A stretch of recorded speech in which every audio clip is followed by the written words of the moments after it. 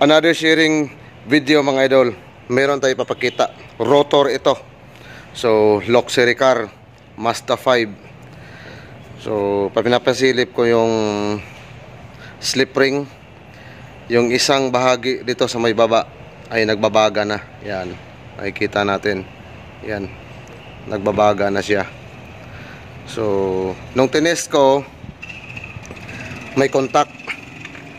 Ngayon, nag-declare ako na i-rewind siya dahil yung charge niya doon, makikita ko is mababa na yung voltage niya. Mahigit 30 na lang. Eto, nung nabaklas na sa machine shop, nag-press out na kami. Yan.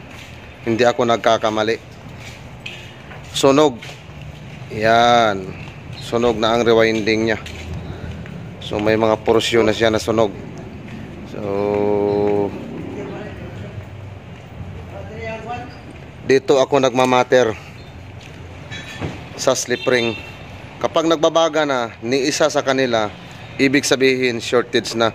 So napakaswerte. Yung IC regulator ligtas. So ito lang talaga ang problema. Dahil kunting panahon na lang, shortage nang may bibigay niya sa IC, matutudas ng IC.